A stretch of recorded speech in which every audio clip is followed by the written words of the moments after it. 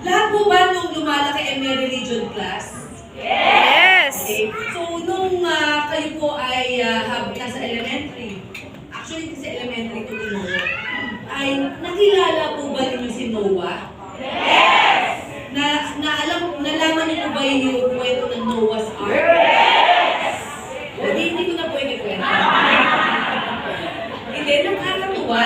Kasi po, alam niyo po ba na, di ba syempre minsan pag sa Biblia, nakakuha sa storya, sila po may kwentuhan doon sa likod. Sir, kilala niyo po si Noah? Yes! Sir, pwede na po kayo po kanina pa po. Mahaba po, okay. So, alam niyo po minsan, di ba, pagka Biblia po nag-uusapan, parang hindi natin sigurado kung totoo o hindi. Di ba po? Well, ganyan din po ako noon. Hanggang nakarating ako mismo sa kung saan nangyayari yung mga pangyayari sa Israel, sa Holy Land. Grabe naman kayo. Grabe naman. Okay. Tama po yun. Kasi lahat po ba ay Katoliko? Yes! Halos lahat po ay Katoliko. So, kilala po natin si Jesus Christ, di ba po? Yes! Alam niyo po, ako po'y sagradong Katoliko. So, pinalaki po talaga kami, si daddy ko po. Ewan ko kung alam niyo po yung Concilio. Yes! Si daddy ko po yung unang nagdala ng Concilio sa Marikina. Taga-doon po kami. Ngayon, kaya lumaki po kami talaga na very sagradong Katoliko. Kaya one of the dreams, isa po sa mga pangarap ng aking tatay ay makarating siya sa Holy Land. Kaya lang, may kaya lang po. Kasi po, si daddy ko ay higain, epileptic, okay, wala pa po kasing vitamin. Hindi ko pa po na-invento.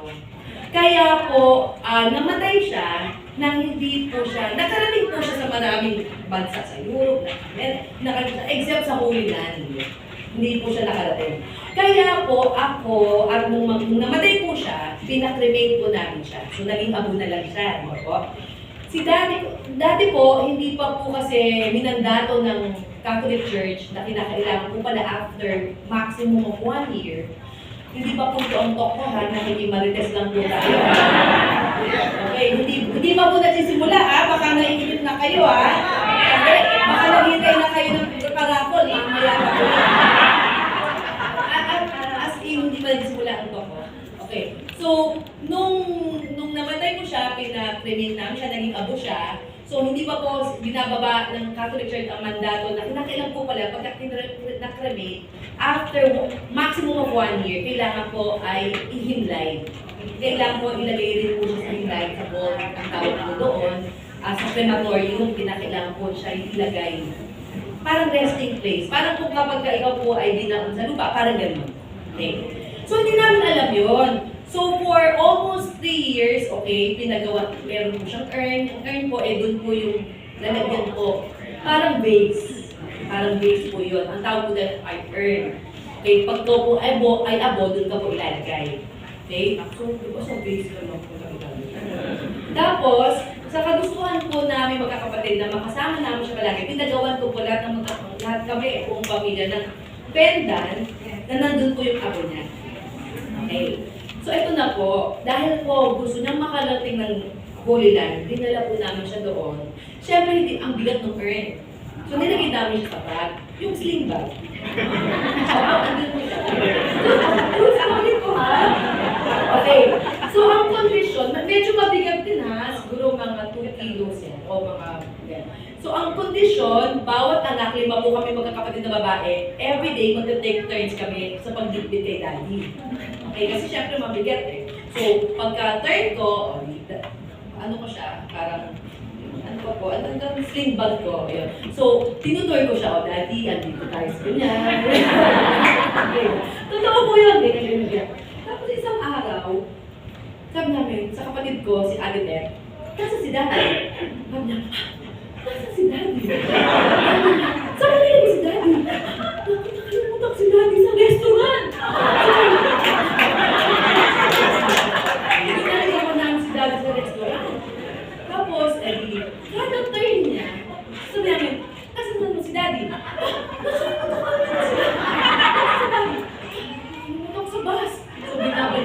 Judas. Ang lagi niyang nakakalimutan si Daddy. Eh siya pa naman po ang pinakamahal ni Daddy ko. Okay? So ito na po, nung magka-cross na kami sa Jordan from Israel, okay, meron pong dadaanan na X-ray. Eh, turn ko na mo, bit ko si Daddy ko. Sabi ng X-ray, sa airport pa, di ba, parang yung bagahe mo, ilalagay mo sa X-ray, hindi na kung ano yun.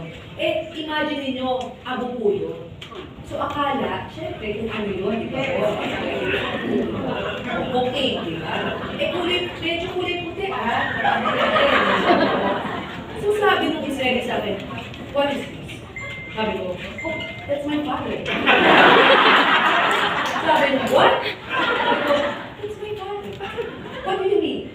So, in-explain ko, okay, my father is cremated, that's my father, okay, we need to take a test. So, what? No! Sabi ko, what do you mean? Sabi ko, ako naman eh, may mga baril yun ha, mahaba ang arm na eh, kasi Israel, di ba? Sabi na, okay, we will take a sample, and then put it in a testing, microscope or whatever, I don't know, machine, go, just take a minute. Because that might be the feet, or the father, or whatever. Just take a little, okay? Sabi ko, okay. Kasi nagalit ako na, take a little, okay? So, not too much. Tapos, ito na po, itinasa. Okay, sabi sa akin, okay, you're clear, here's your father. So anyway, so wala po yung connection sa story.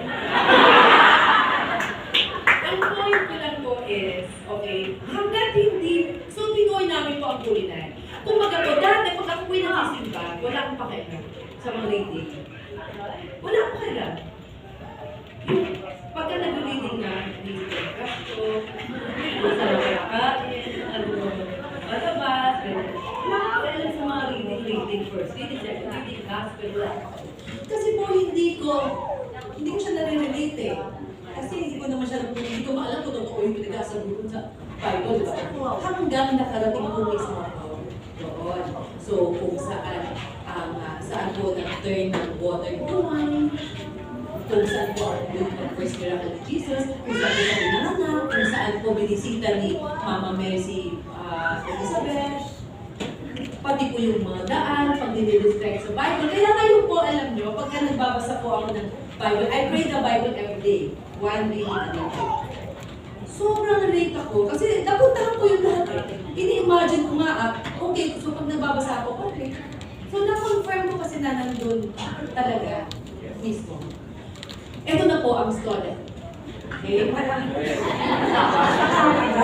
kasi mga bago makaroon. Okay, ito na pong story ko para sa mga ninaantok. So, itong Noah's Ark, kung ito po ay babasahin lang po ninyo, eh parang another story. Pero nakakatuwa kasi meron pong lumabas na video kung saan nakita nila mismo kung saan po dumaong si Noah's Ark. Ayan, okay, paganda na. Ayan. Nag-play ko ate. Ay, hindi yan. Hindi mo yan si Noah's Ark, ha?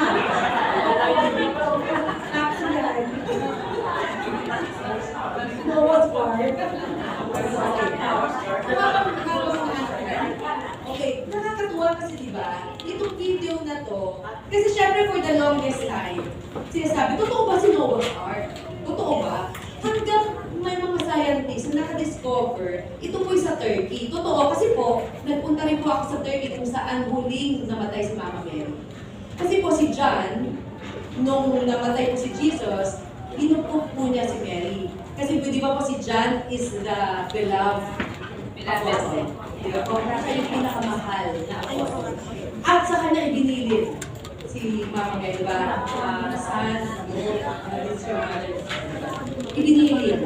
Kaya si John, dinala na si Mama Mary sa Turkey, doon po sila, napuntahan ko po yung bahay ni Mama Mary at ni John, kung saan huling namatay, doon po namatay si Mama Mary, sa old age. Okay? Nagtira po ako doon ng vlog. Kaya yun! Check. Tayo yun.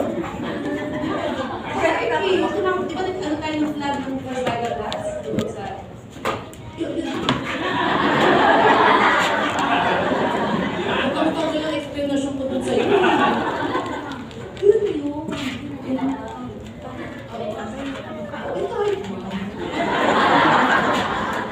Okay. So, kasama ko siya doon. Kahit mag-10 lang siya. Sa Europe kasi nagpunta. So ito, Ay, wala. Okay. Wala. Anyway, okay, hindi po natin pwedeng pantayin kasi po, tulong na sila. Hindi tayo na yung parapol.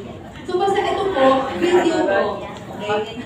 Yung photo po ng Noah's Ark, kasi malaki po yun. Malaki si Noah's Ark. Ay, dyan. At ito po ay nasa mountain po. Forte mismo ng Noah's Ark. So sabi, ito po yung naging daungan. At may nakita silang mga bato kung saan itinali yung Noah's Ark. Okay, na naging pabigat, di ba po? May dapat gano'n, may pabigat yung mga bato. Yun. Anyway, huwag na po natin yung okay lang po yun. Ngayon, bakit ko po kinakailangan ikwento sa inyo? Kasi po, para sabihin sa inyo lahat na totoo ako sa inyo. Ngayon, meron po tayong mga leksyon na pwede matutunan sa Noah's Ark. Na pwede natin i-apply sa, kaya ko nakatingin pa rin kayo sa meron po tayong matututunan sa paggawa po ng negosyo natin sa First Bible Class sa Noah's Ark. O, ready na po ba kayo? Ito na po. Unang mahalaga na leksyon na sinasabi sa atin ng Noah's Ark is number 1 is don't miss the boat. Okay, ang ibig sabihin, huwag sayangin ang pagkakataon. Bakit po? Remember, si Noah inutusan ng Diyos na gumawa ng isang malaking bato at pipili siya ng mga tao in pairs, dalawa, at mga animal. Hindi ko gusto ko animal.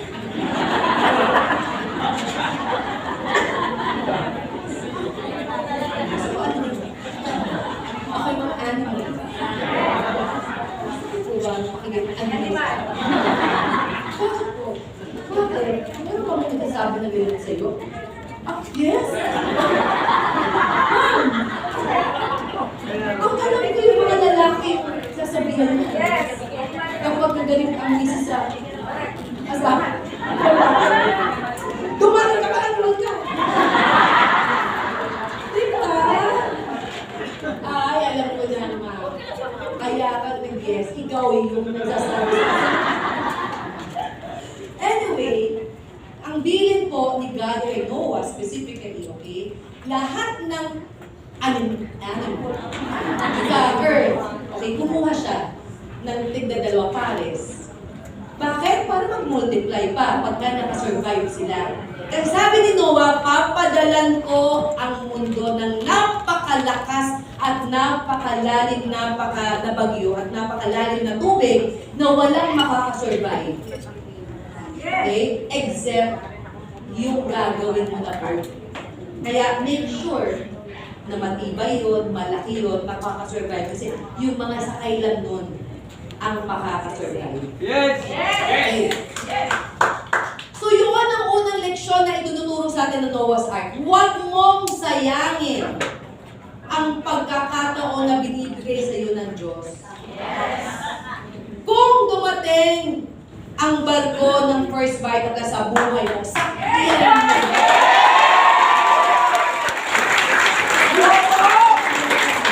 Sakyan mo na. Huwag kang magpahuli na sumakay. Maraming beses, okay, nagdadalawang isip ka pa eh. Dinaanan ka na. Paano kung hindi ka nakasakay? Wala ng Noah's Ark na susunod. Yes! Diba ang sabi ni God? Minsan opportunity, minsan hindi ba? Yes! Ang tagal mo kayang nagdasal. lumakad ka pang paluhod. Para sabihin sa Diyos na payamanin niyo po ako, sawang-sawa na ako sa buhay ko na mahirap. Ang hirap maging mahirap, araw-araw na lang, nag-iintindi pa ako sa pagkakain, kung saan ko kami kukuha ng pagkain. Paano ko mabubuhay mga anak ko. Kaya araw-araw lumalakad kang paluhod hanggang sa altar. Ano ang hinihingi mo? Mabago ang buhay mo. At tapos, pagkatapos mong lumakad paluhod, di tumayo ka na. Hindi ka na lumakad pabalik. Okay? Nagpahinga ka. Sa pagpapahinga mo, may nakatabi ka. Yung nakatabi mo, kinausap ka. Sabi, parang ang lalim ko ng problema ko. Yung sabi mo, oo, mami. Sabi niya, baka gusto ko i-try. Nagulong nangyari sa buhay ko. Nagdasal din ako, kaya ako nandito ngayon, nagpapasalamat na kasi ako sa Diyos. Baka gusto mo rin gawin ginawa ko kasi ito binigay din sa akin ng Diyos. Baka gusto mo mag-first time at last. Ano sabi mo?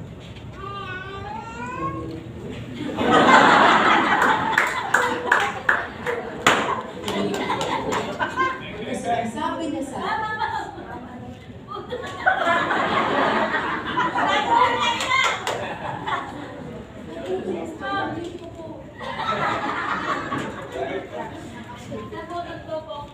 sabi ng kapitbahay ko, pag ako nadaan, mambubuno na naman ano pala yun? Sabi ko na, ikaw yung kinikwento. Ikaw sa akin dito. Okay. So, tama po, di ba?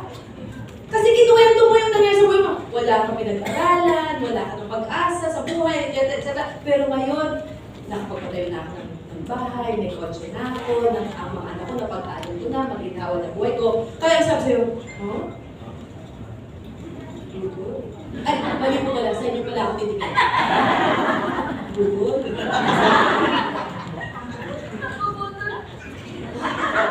Oo lang po tayo, Google na tayo.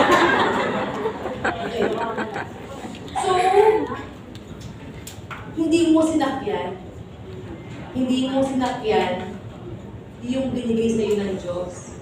Kasi ang gusto mo, ang inaasahan mo, mahulog sa harapan mo, yung biyaya. Hindi mo literal ang Diyos minsan. Hindi na ibibigay. Kasi ang inaasahan mo, 50,000 pesos, makukuha mo. 100,000 pesos, andyan na. Hindi mo ganun ang Diyos. Sabi niya, bibigyan ka niya ng kaisipan. Ano mo? Yung inyong acronym, di ba? Bibigyan ka ng abilidad. Bibigyan ka ng kaalaman. Binigyan ka niya, actually, gamitin mo. Gamitin mo. Pinakit na natin tayo panalangin mo eh. Hindi mo lang pinakinggan. Maraming pagkakataon sa buhay natin, nagdadasal tayo, sinasagot niya. Pero nagtatampo ka, sabi hindi ako mahal ni God. Hindi ako binigyan ng 50,000 cash eh. Yung nangihingi ko. Hindi po, maraming binibigay sa atin. Ayaw natin pakinggan kasi hindi literal ang Diyos. Okay? So the next time na may opportunity ulit, halimbawa tinawagan ka ni upline, o may tayong presentation. Hindi natin sure kung may magpe-pay o hindi, pero meron. Sumama ka. Hindi mo pwede sabihin mo na, pag-sure lang. Pag-sure lang kasi, ang hirap, masaya ko. Tapos, ano pa ako, magnananghalian pa, hindi mo na makulibre upline. Hindi mo lahat libre. Okay?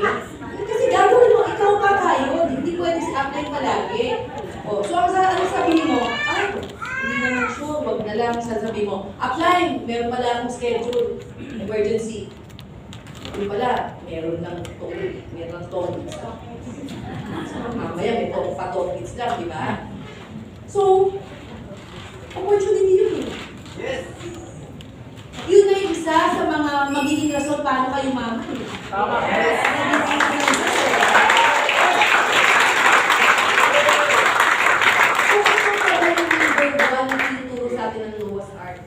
Don't miss Okay? Number 2, ang tinuro sa atin ng Noah's Ark na pwede mong magamit talaga sa First Vital Class is, remember that we are all in the same boat. Okay. Alam niyo minsan, sa First Vital Class, mahirap ang ginagawa natin, hindi pala minsan. Madalas po. Madalas ay bibigyan ka ng maraming pagsubok bago mo parating yung 1.5. Hindi nga po eh, isa nga 450. Kaya naman, nung na-receive mo yung 450 mo, talaga naman, pinitigan mo talaga simula. Memorize mo yung check number. Memorize mo yung date. Nung nakita mo yung pangalan mo dun, nakasulat na for the first time. Yung 450 parang 1 million eh. Diba ganun yung pakiramdam? Kasi sobrang sakripisyo na binigay mo. Kaya na, meron nang naging bahagi meron nang naging resulta. Pero syempre, minsan, gusto mo rin mag-give up. Gusto mo rin na sabihin na, ang hirap naman, ayoko na. Okay, huwag mong kalimutan to ha. Kasi pare-pareho tayo na nasa boat. Tungo sa katuparan ng ating mga pangalan.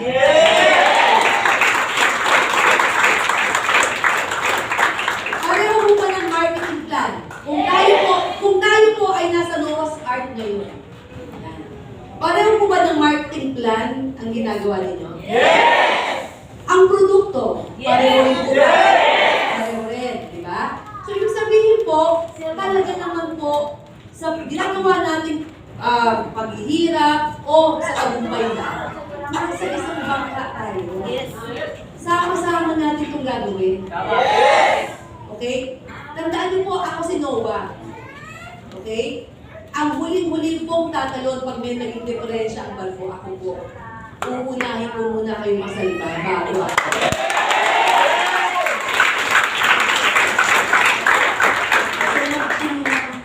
Ang bawat isa. Para siguraduhin na makakarating sa destinasyon natin. Kasi yun po ang pangako ng Diyos eh. Okay? Pagka tumigil na ang ulan, walang makakasurvive except kayo. At dadalhin kayo sa mataas na lugar para siguraduhin na lahat po ay safe mabubuhay.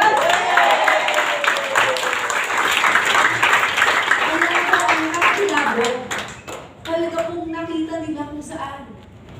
Yun nga po sa Turkey. Nandoon. Tama po eh. Okay? Number 3 na pwede natin leksyon na makuha sa Noah's Ark is plan ahead. Okay? Bakit po?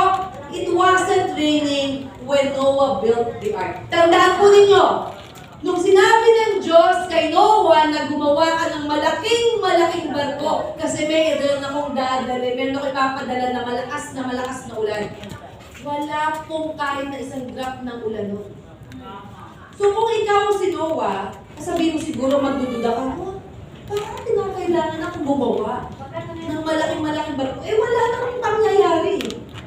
Di ba minsan ganyan ka? Minsan nga po, pinapa-evacuate na tayo kapag ka, di ba po, pagka malakas sa ulan, hindi, wala pa yan. Kinabukasan, nasa news ka. Di ba? Natag po ang camp. Kasi nakasabi sa sa puno. Samantala yung mga nakinig, andoon, nasa evacuation section, ikaw nakasabog ka sa puno. Di ba? Pahirapan pa para ma-rescue ka. Dahil sa ano? Dahil hindi ka nakinig. Ganyan din po ang Diyos. Binigyan ka ng first vital class. Para saan? Para matugunan ang pangangailangan mo ngayon na, hindi na. Pinapaghanda ang Diyos ang kinabukasan mo.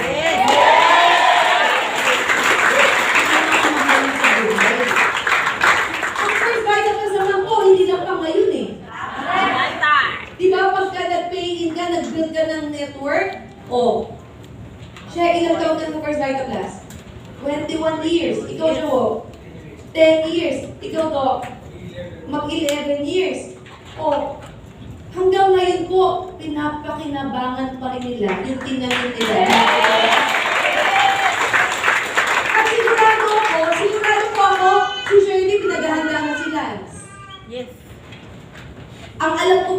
bukod sa First Vita Plus, mga boost ang negosyo ni Shirley. Okay? So, ibig sabihin, nakapokus po talaga ang buong pamilya niya sa First Vita Plus at pinaghahandaan ang kinabukasan ng pamilya. Yes! So, ganyan din po ba kayo? Okay? Nung ikaw ba'y kanina naghanda para ngayon, yung OOTD mo, yung outfit of the day. For sure, kagabi pa lang hinanda. Yes! Tama? Yes! Kasi, wala naman, i-post na dito. Diba? Lalo na po, lalo sa TikTok ko. Kaya gagawin ko, zoom mo. Buti na lang yan. Buti na lang yan ang sinuot. Katabi ko si Mama. Buti na lang yan. Ang sinuot ko. Kamukhang ako na si Mama. Pinaghandaan mo, tama? Yes! O, for sure. Pagka narinig ko kanina, gusto mo pumunta sa Holy Land, di ba? Yes! For sure, paghahandaan mo yun. Konting pasyal, pinaghahandaan mo nga, di ba? Pinagpaplanuhan mo pa. O bakit hindi ang pagyaman? Bakit hindi mo pinagpaplanuhan ang pagyaman mo? Kaya lang po, sa Knights of the Champions, ang dami yung trainings. Yes! Sana umaattend ka. Yes! Dapat umaattend ka. Yes! Kasi hindi naman yung para sa mga upline eh. Para yun sa'yo. Kasi alam na nila eh. Yumaman na sila eh. Mayaman na sila. Pero, kaya sila natin-training. Kaya nga po training kasi kinakailangan ikaw din maging mayaman katulad nila.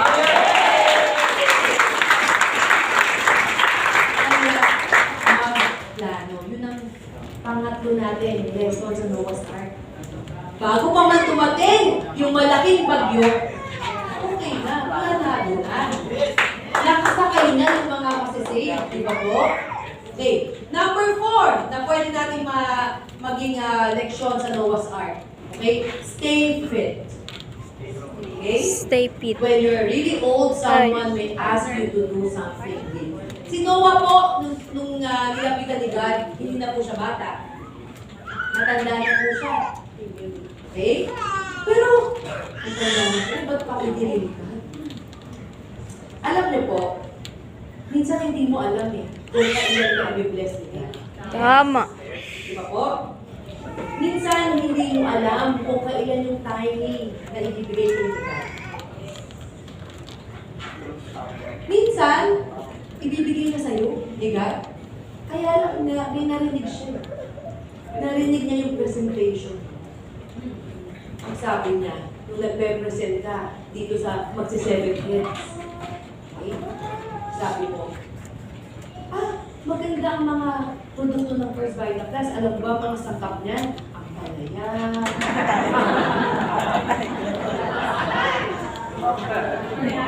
Naiba na.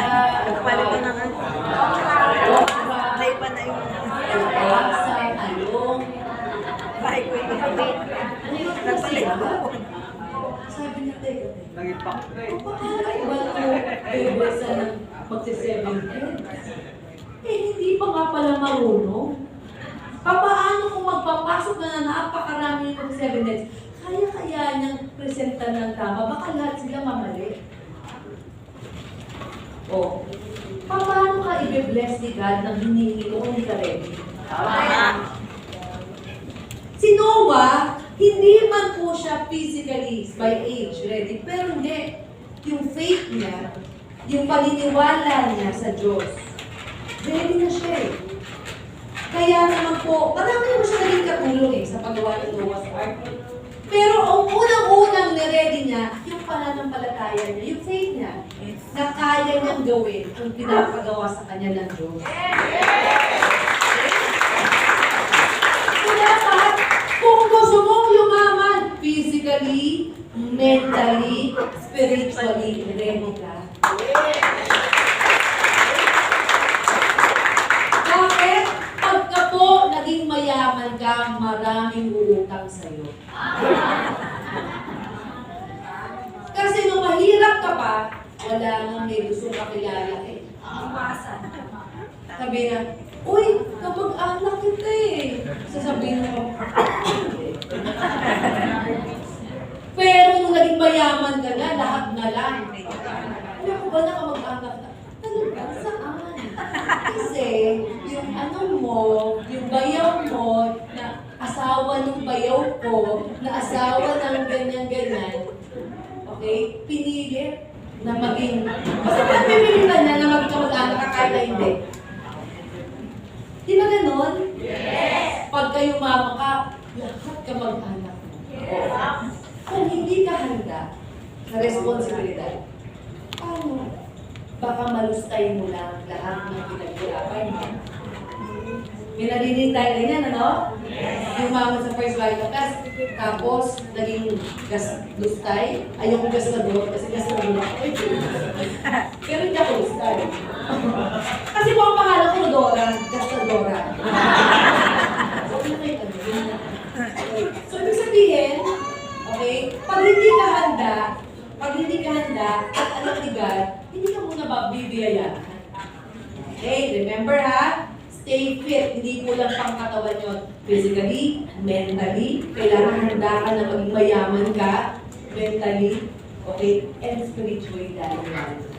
Kasi kung maging mayaman ka, minsan mas madamot ka. O, minsan pag maging mayaman ka, mas madamot ka. So, spiritually, pinaka-elect. Number 5. Kapal naman. Ganun po talaga. Bago ako magparakol, dapat... So, number 5, ito po, marami, okay? Marami sa inyo, okay? Marami sa inyo, dito bumundin ako na yun. Sabi po ng Noah's Ark, don't listen to critics. Just get on with the job that needs to be done. Okay, alam niyo po kung bakit? Alam niyo po bang inintriga si Noah? Habang ginagawa niya yung Noah's Ark, sabi sa kanya, bakit naman gumagawa ka ng pagkalaki-laki? Sabi niya, kasi sabi ni God, bibigay siya ng malaking-malaking ba, ito bagyo. Wala nga, sabi ng pag-asa wala. Preparation. Oh, number 1, ang sabi sa kanya mga kapitbahay niya, sila uli yan si Noah. Naghahanda, wala naman sa forecast ng pag-asa. Pag-asa yun ba? Pag pag-asa, baliktad. Correct. Ano ba sabi kay Noah? Bakit siyang gagawa? Hindi naman yan marunong. So, ang dami mong kritisismo. Sa kanya talaga sinabi ni God, bakit siyang pinili? Karapat-dapat pa siya. Basta everyday na nagmamarites kayo niya. May nagsasabi na, budol ka. Kasi po, nag-invite si Noah eh. Gusto niyo ba sumama sa akin? Kasi lahat ng nandito, masasave. Sabi sila, ulo ka ba eh? So pag hindi kami sumama sa'yo, hindi kami masasave. Tutulog. Anong sabi sa kanya? Budol. Ganyan din po, aling Noah. So, marami ka magiging kaaway pag ginawa ko ang first time. Maraming hindi papansin sa'yo. Maraming masabi sa'yo na luka-luka ka, sinapulo ko, baliw ka, okay, ano kinain mo. Itibay ka.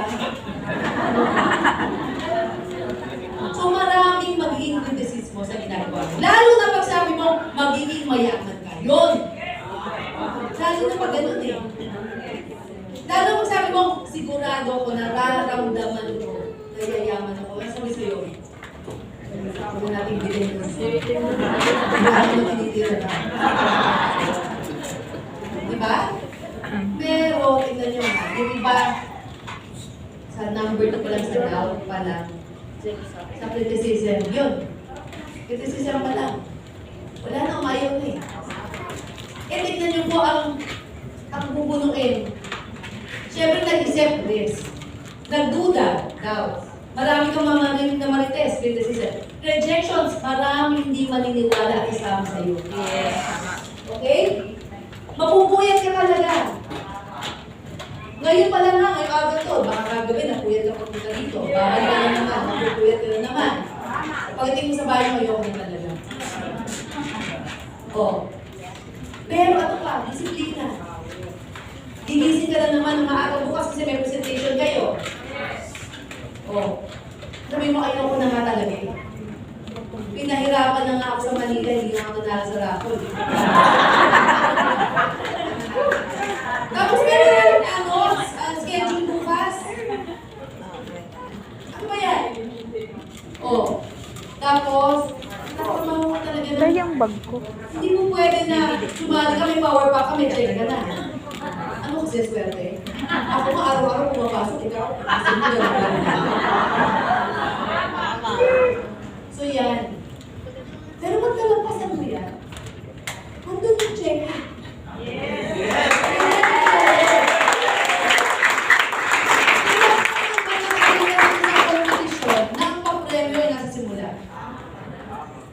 Kahit ang marathon na tinatakbuhan mo, ang finish line, nasa simula ka.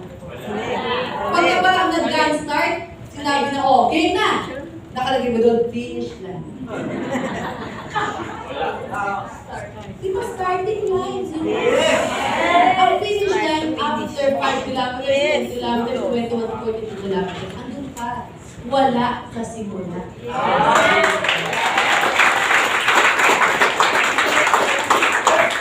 Number 6, na pwede tulong natin ng Noah's Ark, build your future on high ground. Okay, anong sabi ng Diyos? Anong sabi ng Diyos? Basta kinakailangan gumawa ka ng pagkalaki-laking barko, dapat malaki. Kasi papadakungin kita sa bundok ng pagkataas-taas. Dahil doon ka lang masisave. At nakita niyo naman kayo, di ba, sa picture? Talaga namang ibabaw pala na doon ng bundok. Ang pinakamataas ang bundok sa Turkey, doon pala natagpuan. Okay? Kaya naman, anong sabi ng First Bike Class? Huwag makampante na gawin lang ang First Bike Class para sa iyo lang. Hindi. Palagi sinasabi sa iyo, succession plan. Gumawa ka ng laking network, di ba? Kasi ang group sales override commission mo every Friday, kung saan malaki ang iyong cheque, doon ang bumula. Kaya nga group sales override commission. Pagka maliit ang grupo, maliit ang kita, syempre. Pag malaki ang grupo, syempre naman, malaki ang kita. Matibay, malawak at matatag ang gagawin mong grupo para sigurado na masasave ka sa future ng First Bike Class. Okay? Kahit na ang unos, malagasan ka man, hindi naman lahat po ay magtutuloy-tuloy. Okay? Maraming pagkakataon, ang tawag ko doon is attrition. Okay? Sabihin, paglalagas. Normal yun sa isang negosyo. Lalo na sa negosyo natin. Talagang maraming malalagas. Pero okay lang. Kasi po, dapat matira yung matira. Hanggang matira yung matira. Sabi pa ng Noah's Ark, number 7 po na lesson, for safety sake, travel in pairs. Nung ginawa ko ang First Bike Class, binary, ano po ang sabi sa akin yun? Ng mga tumutuloy sa akin doon. Binary, illegal yan. Hindi pwede. Alam niyo kung bakit? Kasi hindi yun ang ginagawa nila. Kaya syempre, nakita na, oops, maganda pala yung natulungan. Eh, hindi na nila mabago yung marketing plan nila to.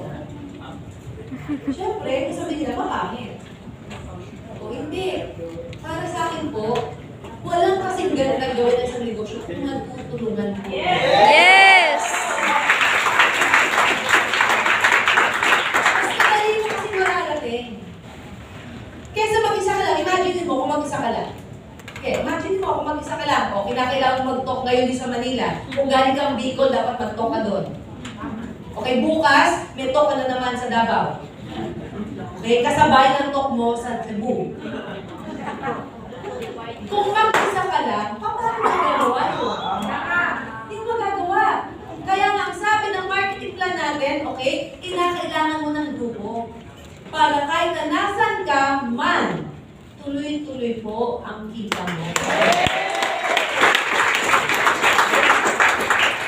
Number 8.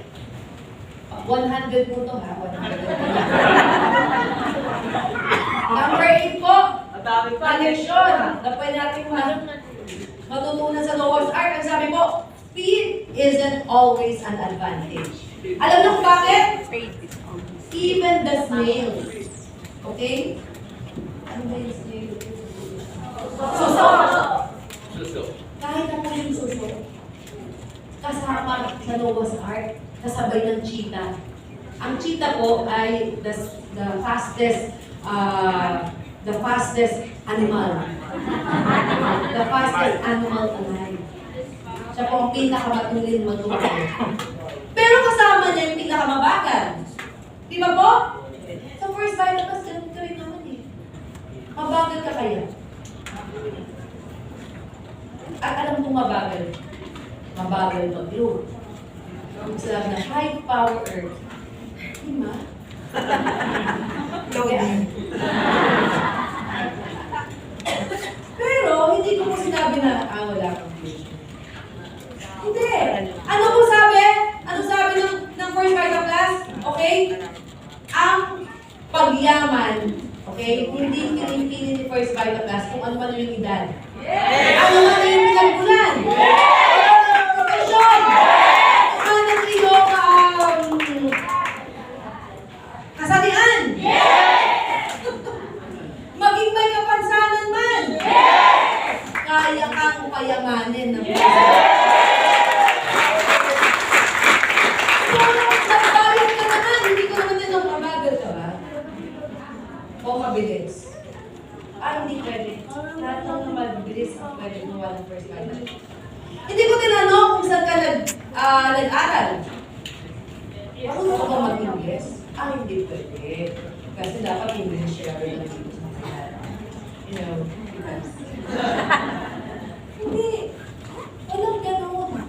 Maging sino ka man, mabagal man o mabilis, nasa same boat tayo. Diba?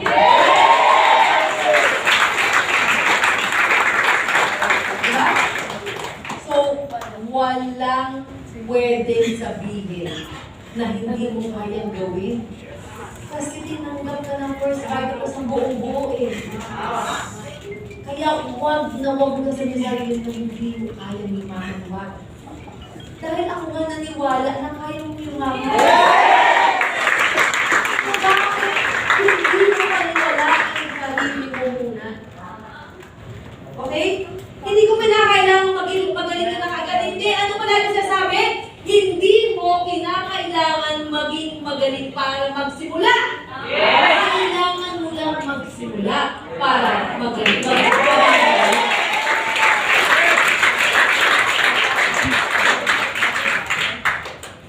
Number 9. Siyempre mapapagod tayo. May mga araw na gusto ko bang lumisip? Ang sarap ng tunog ng ulan. Nade-depress ako. Kasi may mga tao na ang tunog ng ulan, nade-depress na. Araw malungkot. Patak pa lang yun ako. So, paano na kaya kung ito pinadala? Nanindigan. Katulad ng pinadala ng Noah's Ark. Diba? Pero ano sabi ni God? Okay? Noah, gumawa ka ng barko. Hindi niya sinabing gumawa. Kasi magpapadala ako ng malaking bagyo na maraming tubig. Hindi niya sinabing gumawa ka ng airplane, gumawa ka ng kotse, gumawa ka ng tren. Ang sabi niya, gumawa ka ng barko. Ano po ang gusto sabihin ni God? Kasi ang barko po ay pwede lumutang. Tama po. Ikaw rin. Pag nahihirapan ka, when you are so stressed, okay? Just slow down. Okay lang. Okay lang na lutang ka. Palagi ka maglutang eh. Pag tinatanong ka nga ni upline, okay na ba? Nasulat mo na ba mga pangarap mo?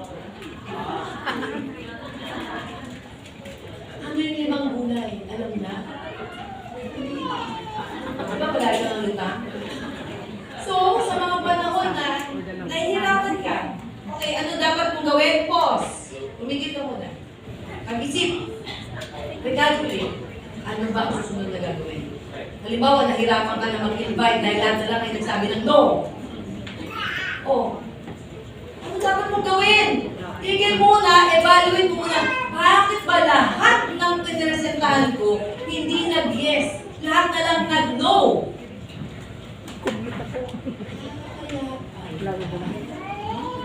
Kasi natakot ko sila.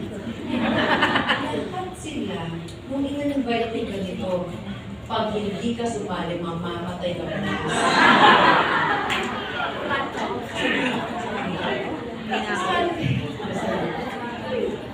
Sumali! Hindi nga mali nga.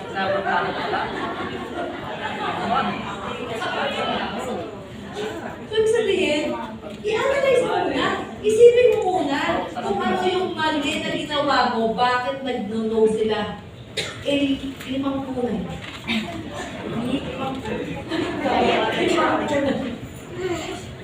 So, ibig sabihin, meron kang maling ginawa o ginagawa sa diskarte mo.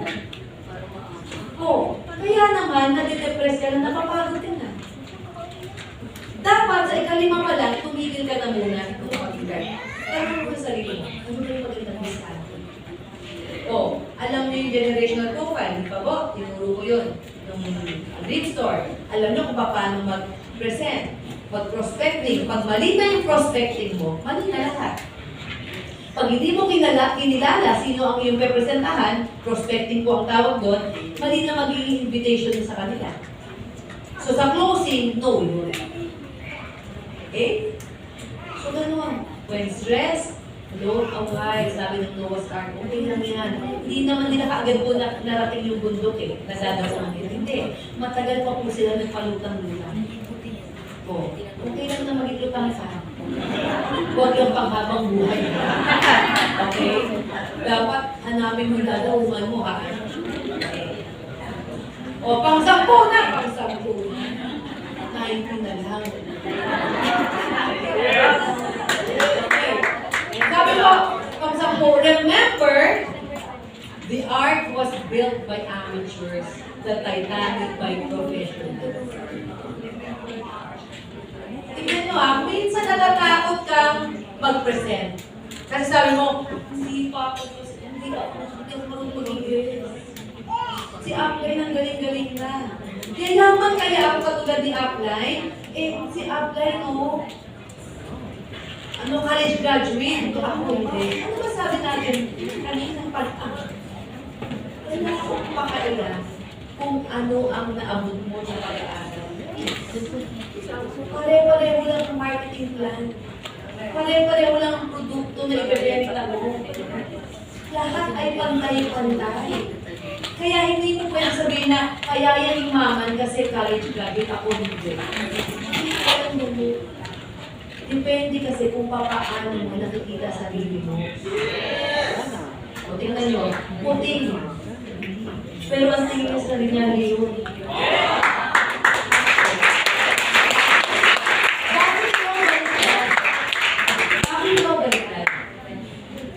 Alam ko na leon ka. Pero lagi siya sabi sa sarili mo, hindi ko kaya mag-present. Alam niyo po, wala kang mapapangyes kung hindi mo siya nagkwentuhan ng first part of the day. Yun ang reality na. Katabi mo lang, bibili na.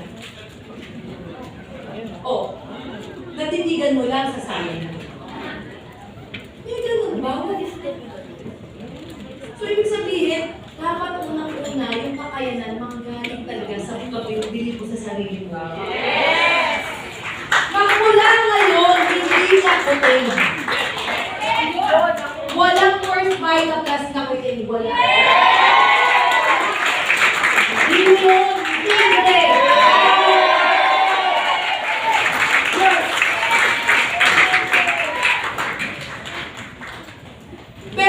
May pero ako dyan. Confidence yun ako. Confidence. Pero merong pero doon. Palakpak ka naman palakpak eh. Hindi mo pa nga naririnig. Prepared ka. Yan. Sige, ito po Wait. Wala kang pinag-aralan. Okay?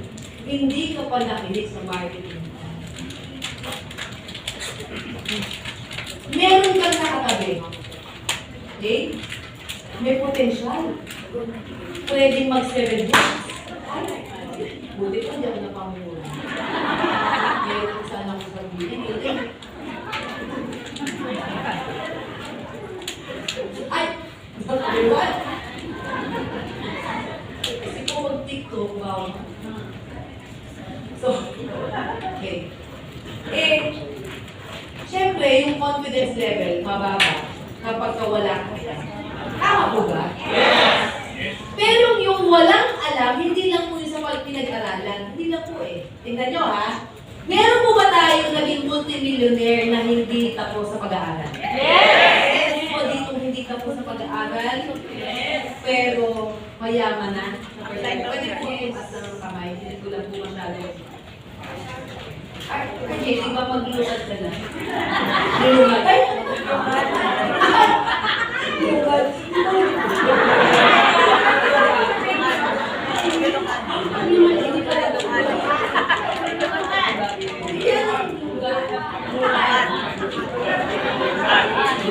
mamali ko.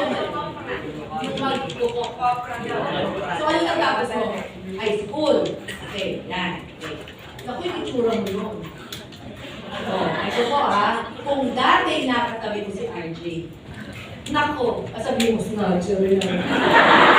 Or yan. Talaga, nakita niyo po ba si RJ nung hindi pa siya nagsimula sa first? Di ba? Oo. Ate, ikaw sabi ha? Pero totoo naman. Ako, pag nakita siya, ngiti-ngiti. Kaya payat-payat, tama po. O, pag nakatabi mo, hindi mo isipin na ako, yung bag ko yun. Ganun na po eh. Ganun na po eh. Okay. Tignan niyo po high school graduation.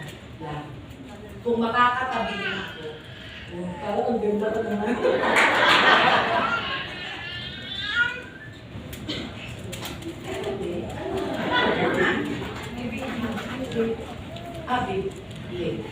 So, kung pepresentahan niya ako, at yung confidence level niya ay mababa, paano?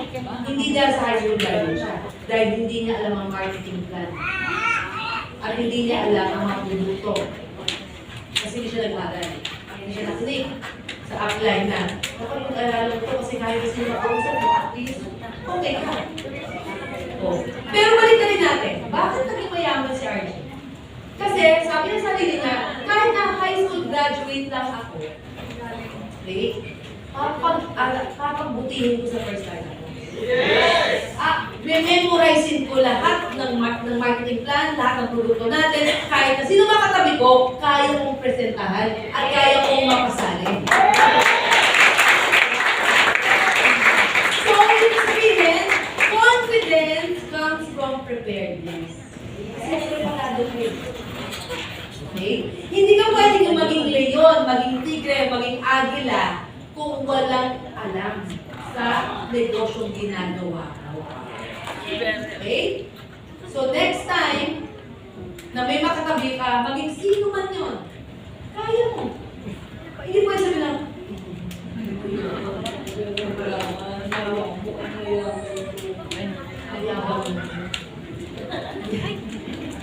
kasi kung prepared ka, kaya mo yung kasalihin. Kaya mo yung presentahan, hindi ka matatakot. Hindi po pwede sabi na, doktor ko, o high school, yung doktor, alam ko eh. Yan talaga doktor, paano mag-representahan? Hindi ka po? Good. Kaya, para ka maging confident, dapat prepared ka pa natin. Kaya ito po, ang 11. At ang ay, 400 talaga. Pang-11, pero pinaka-importante sa lahat ng leksyon na pwede natin makuha sa Noah Start. Ang sabi mo, no matter the storm, when you are with me, there's always a rainbow way.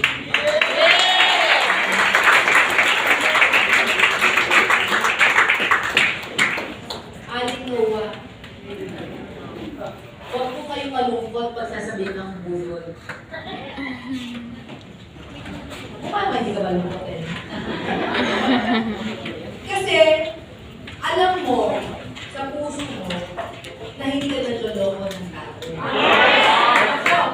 Ano po? Alam mo, na yung negosyong ibinabahagi mo, kahit nakakanino ay totoo. Yung mga produkto na ibinabahagi mo kahit nakanino ay talaga pumabisa. Yes! Ako po. At kahit na kailan ay walang intensyon talaga mabuloy. Di ba po? So ano sabi? Maraming pagkakataon sa buhay na nasusubukan ka ng Diyos. Titingnan kung gaano kalalim ang pananampalataya mo. Kung gaano kahigpit ang yakap at kapit mo sa iyo. Maraming ipapadala sa iyo na negastar. Kapitbahay mo, kaibigan mo ng high school, college. Okay, binan mo, asawa mo, ipapadala yung sinigan. Para i-test kung talagang gusto mong yumaman o hindi. Diba? Kasi, kung gusto mong yumaman, pero, naapektuhan ka ng mga sinasabi ng iba, eh siguro hindi ka, ayaw mo talaga yumaman. Kasi di kinakailangan, desidido ka eh, sa gusto mo. Para naman, ano sabi? Ano sabi ng Diyos? Oo, mahirap. Talagang marami ipapadalang pagsubok. Pero nandyan naman ako eh. Yes! Bago ka pa man makarating sa patutunguhan mo, nandun ako. Naghihintay ako sa iyo eh. Ako nagkasabit ng finisher's medal mo.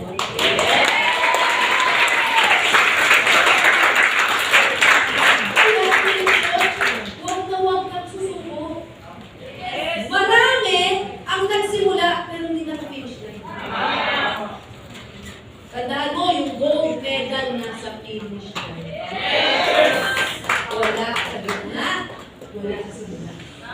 Nasa huli. Kaya, magtatanong ka, para ba sa akin ito? Alam niyo po, ito lang sagot ko. 21 years ako sa first time.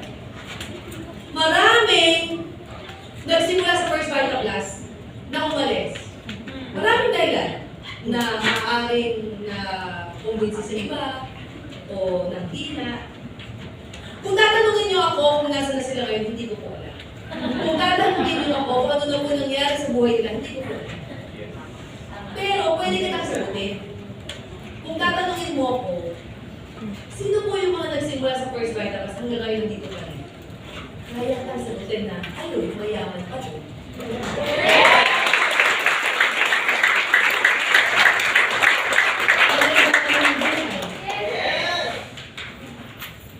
Sa simpleng rason, hindi pumunto. Hindi tumigil. Tuloy-tuloy lang. Hindi naman kasi kinakailangan na pagpasok mo, hindi ganun. Diba ang araw ko ng buhay? Unti-unti, every kilometer counts. Every kilometer sinusukat. Bahagi yun eh. Hindi naman sinabi na pagka starting line, 10 kilometers sa kagad. Wala ganun. Every 1 kilometer, gagawin mo siya. Kaya naman, basta hindi ka lang tumigil, makakarating ka doon sa inaasa mo. Yes!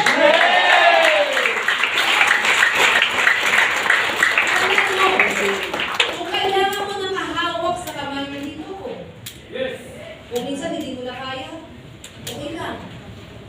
Kung iwanin ka ni upline, downline, okay lang. Basta hindi ka tayo iiwan, okay lang. Yes!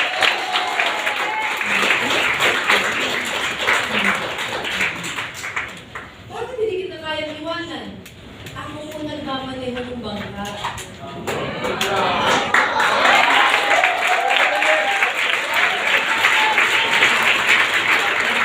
Wala po ako din sa kabahan.